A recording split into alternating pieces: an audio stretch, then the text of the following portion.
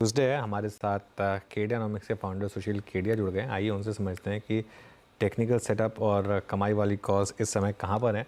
Sushil ji, good morning. तो good. अब index पर क्या व्यू प्ले हो रहा है, क्योंकि वो आपका जो पिछला व्यू था वो एकदम सटीक बैठा। अब लोग जानना चाहते हैं कि अब आपकी नज़र कहाँ पर है, किन लेवल्स पर नज़र रखें। पहले पहले मार्केट की बात कर लेते हैं, फिर सेक्टर एंड स्टॉक स्पेसिफिक बात करेंगे।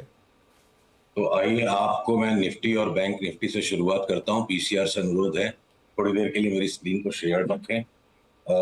आप ये देखिए कि निफ्टी की जो आवरली चार्ट है इसमें अगला रेजिस्टेंस है 24,660 का। और जैसे ये 24,660 क्रॉस करेगी तब तब हम इसके ऊपर में बड़ा व्यू लेंगे 25,500 वाला। 25,500 एक संभावना है।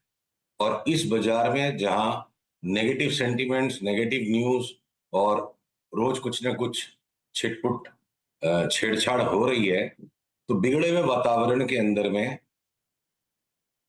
वातावरण कभी भी ट्रेडर को सपोर्ट नहीं करता, उसके उल्टा चलता है। मार्केट का काम है जो इंटेलिजेंट इंसान के दिमाग में महज उसकी इंद्रियों से जो कुछ आने वाला है बाजार उसका उल्टा करवा देगा। तो सबके पास वो इंद्रियां हैं। बाजार का माहौल बिगड़ा हुआ है और रैली बन रही है। तो 24,650 तक की एक रेजिस्टेंस को मैं कुछ दिनों के लिए देख रहा हूं। तो चुनौती ये है अनुज कि बड़ी छुट्टियों को देख करके 24,650 आ भी गया, लोग अपना माल छोड़ के चले गए। तो हो सकता है जब तक हम मंगलवार को वापस रीअसेंबल करें, अमेरिका का मार्केट काफी तेज हो चुका होगा। तो स्टॉक स्पेसिफिक पोजीशंस को लेना बेहतर है। ये निफ्टी बैंक निफ्टी बिल्कुल शातिर ट्रेडर्स का काम है, जो जो नाक से देखते हैं मार्केट को, आंख से नहीं। मैंने इंट्यूटिव ट्रेडर्स का मार्केट है।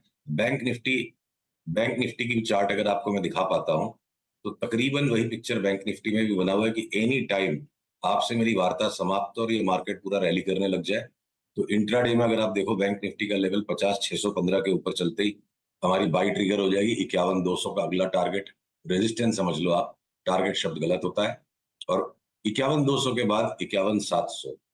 अभी मैं इतनी रेंज को लेके चल रहा हूं, पर किसी कारणवश जब भी 51,700 क्रॉस हो जाएगा, वो अगले सप्ताह किसी टाइम होगा, तो उसके बाद कहाँ जाके रुकेगा ये बाजार ऊपर, अभी कल्पना करना गलत है।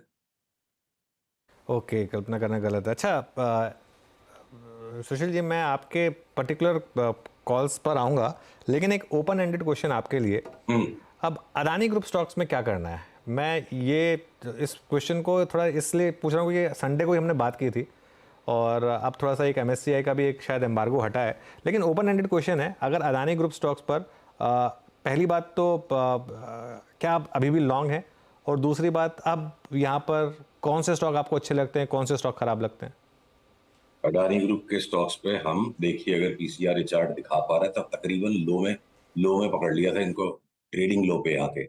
और उसके बाद इस ड्रॉप में भी हमने और पोजीशंस ऐड करवाई है अपने क्लाइंट्स को। और जो न्यूज का फ्लो भी है, मतलब अडानी से रिलेटेड चार छह लाइनें लिख दी उस व्यक्ति ने आके बाजार में शरारत करी जिसने पहले अडानी के साथ हंगामा मचवाया था। तो सिर्फ उस बात के लिए जो कल वीकनेस एक टेम्पररी आनी थी, कमजोर आदमी का माल कटना था। हमारी रीडिंग यही है। रॉन्ग राइट अपनी जगह होगा जब उसके स्टॉप लॉस लगेंगे। और अडानी विलमार हो, अडानी पोर्ट्स हो, अडानी एंटरप्राइजेस हो, इवन गुजरात अंबुजा सीमेंट, जहां हम सीमेंट के एक सेक्टर पे थोड़े से बहुत चूजी हो गए हैं कि सीमेंट का सेक्टर बहुत रन कर चुका है और बहुत ही सिलेक्टिव काम करना है, इसमें दोनों तरफ धोखे हैं। इवन गुजरात अंबुजा सीमेंट में भी बाई का ट्रिगर है। तो आप करीब करीब मान लो 10 में से 8 अडानी के स्टॉक्स पे हमारा बाई का ट्रिगर है, दो पे हम देख रहे हैं क्या हो। कोई परिवर्तन नहीं अडानी के स्टॉक्स में।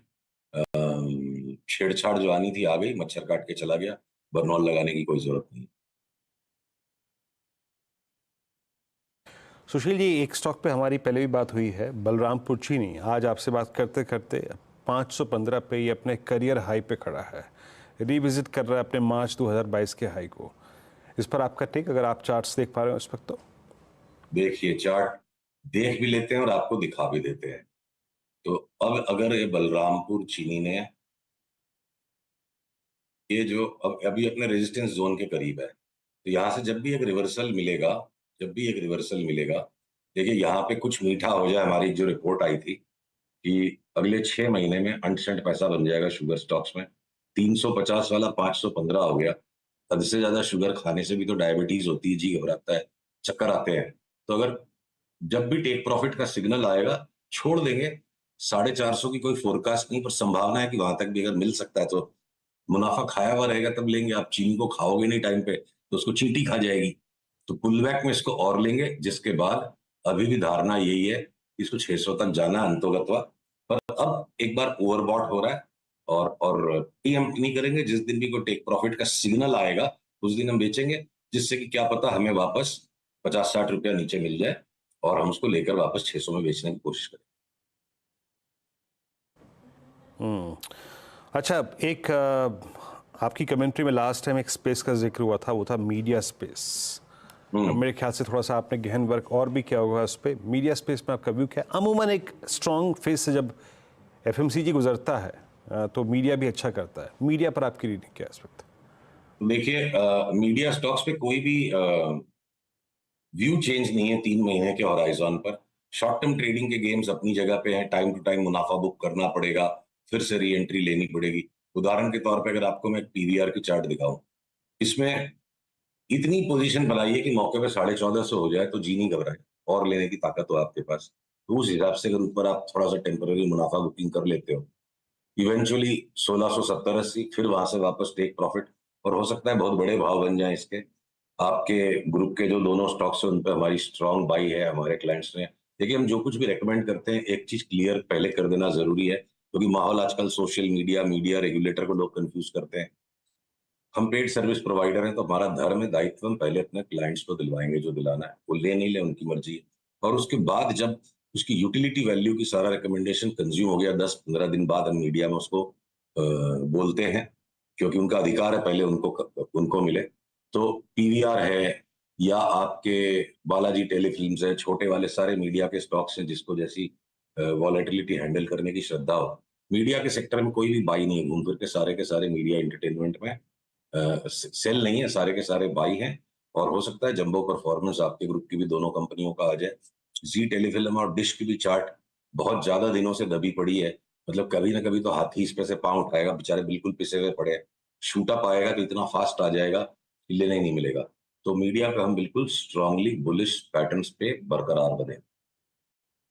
ओके, चलिए थोड़ा सा मैं होप करूँगा कि आप सीएनबीसी आवाज़ के व्यूअर्स के लिए भी मतलब कुछ कॉल्स सेव करके रखें।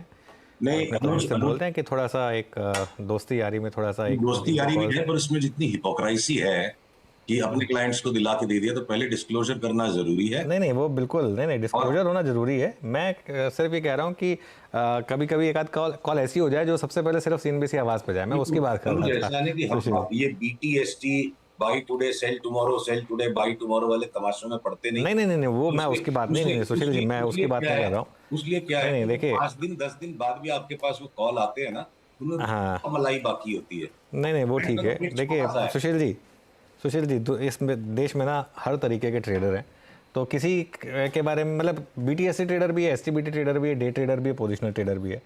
खैर एनीवे, एक ब्लैंक क्वेश्चन आपके लिए, ब्लैंक चेक क्वेश्चन आपके लिए। तीन चार स्टॉक्स अगर आपको कोई इस समय किसी भी सेक्टर में कोई, इसमें मैं आपको पिन डाउन नहीं कर रहा हूँ कि इसी सेक्टर से बताइए, आपकी चॉइस, पूरा 6000 स्टॉक्स आपके सामने है, कोई 3-4 स्टॉक जो इस समय आपको रॉकेट स्टॉक्स लग रहे हैं। चलिए, तो पीसीआर से अनुरोध है 2 मिनट के लिए मेरी स्क्रीन को दिखा दें। देखिए, जो एंजल ब्रोकिंग का चार्ट है, जो ट्रायंगुलर पैटर्न यहाँ कंक्लूड होने के पॉइंट पर है, हमने अपने क्लाइंट्स को अपनी आधी पोजीशन एक्यूमुलेट करने की सलाह दी हुई, एक्यूमुलेशन चल रहा है। और जिस दिन ये ऊपर वाली येलो लाइन को क्रॉस कर जाएगा 2300 को, तो फिर एट मार्केट बाई करके पोजीशन को क्लोज कंप्लीट किया जाए। हमें 4300 तक की चाल दिखती है, 2100 का स्टॉक है अभी। और इसके सिवाय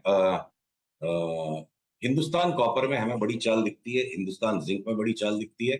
उसकी रीजन ये है अनुज कि बहुत तरह के चार्टिस्ट हैं। एक तरफा कॉपर में तेजी का व्यू जो देखिए, माइक्रो पहले कॉपर फ्यूचर्स को आप देख लो, ये एक्सट्रीमली शार्प फॉल जो आया और अगेंस्ट द क्राउड की भैया कॉपर एक तरफा तेजी चलेगी, और ये 25-27% का फॉल आ चुका है। अब कॉपर यहां से घूम रहा है, और इसके बीच में हिंदुस्तान कॉपर की चार्ट पहले ही भागने को तैयार हो गई है। ये देखिए आप हिंदुस्तान कॉपर की चार्ट, जैसे ही आज के हाई को क्रॉस करती है हिंदुस्तान कॉपर, हमारा 450 का कॉल आ जाएगा, 450 460 तक का। और एक चार्ट चलते चलते मैं आपको और दिखा जाऊं,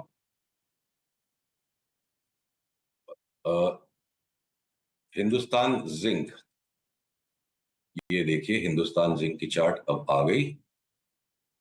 ये देखिए कितना सुंदर ट्रायंगुलर पैटर्न बन रहा है, एंजल ब्रोकिंग के ही जैसा। 640 के ऊपर चले तो हमने अपने क्लाइंट्स को सलाह दी हुई है, डिलीवरी उठा के बैठ जाओ, 1000 रुपए तक काटेंगे। तो अनुज, मैं हमेशा पैटर्न्स इसलिए दिखाना चाहता हूँ कि 55 साल की उम्र हो गई काम करते करते, बेदाग जीवन जिया है तो बेदाग काम करना है। इसीलिए मैं बीटीएसटी वगैरह कॉल्स आपके साथ नहीं डिस्कस करते, कंट्रोवर्सी कर देते हैं लोग। बढ़िया पैटर्न है, पैटर्न को समझिए, पैटर्न के साथ काम कीजिए, पैसा बनेगा। चलिए ठीक है सुशील जी, बहुत बहुत शुक्रिया आज हमारे साथ जुड़ने के लिए और हमसे बात करने के लिए। एक बहुत छोटा सा ब्रेक लेंगे और उसके बाद ट्रेडर्स हॉटलाइन।